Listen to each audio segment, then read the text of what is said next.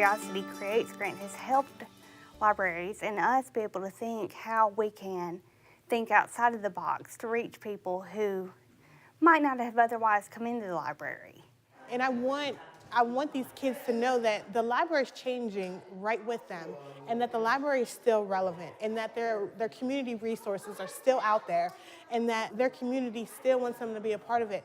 The library is more than books. It's a community center. It's a place where learners and teachers come together to exchange knowledge. The library is becoming what we call a maker space. It's not just a place where you get books and you check them out and you leave, or a place where you come to a computer lab and check your email. It's becoming a place where you can really make anything. Having it be a place where you not only can read a book and learn skills, but you can actually practice those skills. The biggest thing we have to acknowledge is that everybody learns differently, no matter where you came from, whether it's another country, whatever your skill sets are, everyone has a different way of learning. In 2015, ALSC received a generous donation from Disney, which allowed us to implement a mini-grant program called Curiosity Creates. Through Curiosity Creates, ALSC provided awards of up to $7,500 to 79 public libraries. These libraries are located in 31 states and serve an estimated 38,000 participants. The libraries represent many types of communities, including remote rural and densely urban service areas. We hope that other libraries will be encouraged to replicate these ideas for the children in their communities.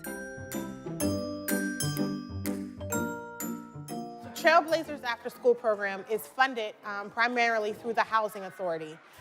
So what we do is we go into the housing plans in any public housing setting, and we partner with their parents to bring their kids into an after school program to give them something constructive to do. They have the opportunity to experience everything that their city, that their community has to offer, and actually allow the kids to see exactly how special their library is and what they have here. So many times kids don't do things because they're not comfortable with them. If we introduce them early in a setting like this, then they'll be comfortable enough to come on their own and to really experience what the library has to offer. Around here, the students, once they get out of school, they go into these after-school programs, and we don't want to compete with them. We want to partner with them, and that's a big thing. So to partner with a group like Trails Ministry, it's great. We have them walk in the doors. They know what we do, we know what they do, and we work with them to make that experience heightened for them. So for us to be able to do this without having to say, hey, we need money from you, it made it very well to say, you know, we got this on a grant. It is a tough economic community, and, you know, the dollars are, we stretch them as far as we can stretch them. Our program for Curiosity Creates is Cosplay, and the title of it is Growing into Cosplay. And we use some of the money to buy materials for our library, books, and then of course we bought sewing machines for our sewing projects. I wanted to do a variety of things so that people would see it's not just about making costumes, but it's got technology in it, it's got leadership learning. There's so many different qualities that these kids are learning when they are making these costumes. And I'm interested in cosplay because I like to be able to express myself through different characters, possibly characters from different shows, anime, Marvel, anything, or just characters that were made up. I just enjoy the process of it.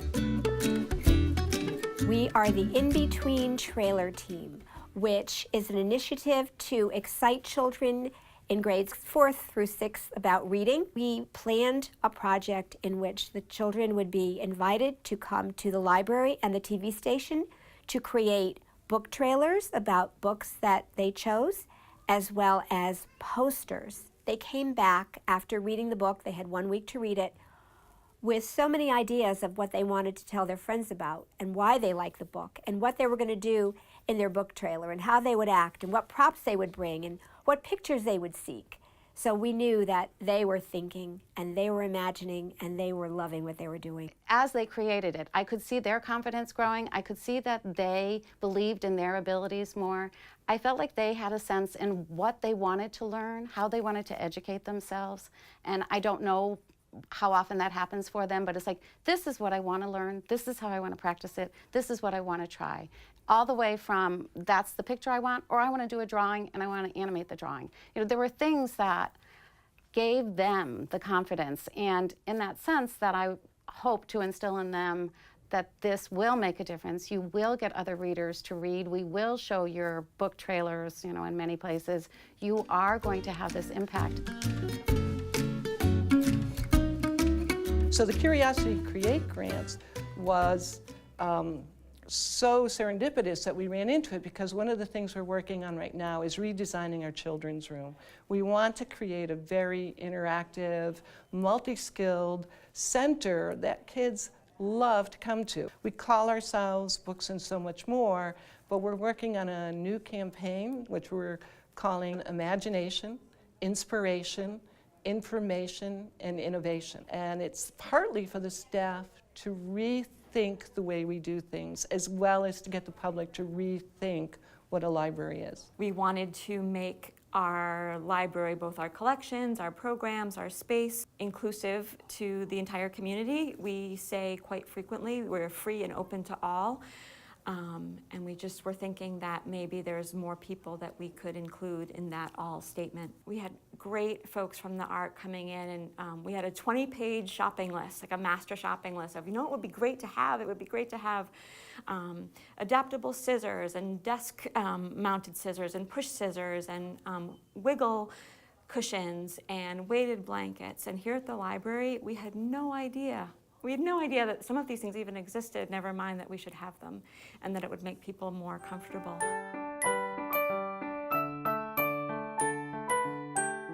One of our staff members homeschools her son, and they do a lot of co-op programs where they meet outside the home and they have science and math and things like that they work together. But in talking with her, I realized that the arts programs, those are things that homeschool families normally would have to go outside and pay for on their own. And so I thought maybe that was something we could present here at the library. Usually when they come to the library, it's just for homework or for story time. And what I try to do here at the library is to do fun things that they can't get somewhere else. And whether it be a sign language class or watercolor painting, or just something that they normally wouldn't get in their day-to-day. We're a rural community.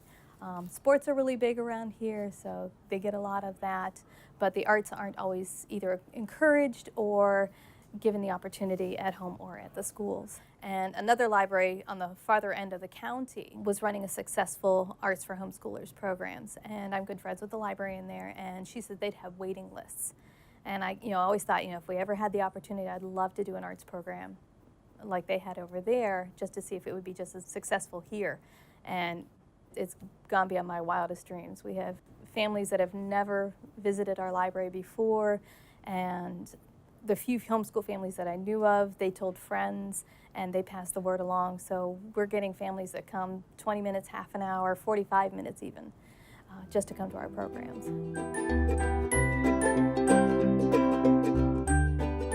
We are creating creators. So we are coming together with a group of kids to create something from nothing. I call it collaborative creativity. And they write, produce, create their entire film. So we start from ground zero, coming up with an idea, and then we build from there, going in pre-production, production, and post-production, and then we implement and show the film at a red carpet premiere. And along the way, they get to learn hard skills like how to use a camera, how to use lights, how to act and project their voice, to soft skills like communication, conflict resolution, emotion regulation, things that kids don't really realize they're learning, but as they're going through the program and talking to each other and using that teamwork, they're getting those skills that they can take into the classroom and into their workforce life later on. We made a budget for our grant, and we made sure we covered everything. There is a part that we covered things that the students get. For instance, they get a crew t-shirt and a journal that they write in, and that's part of the program.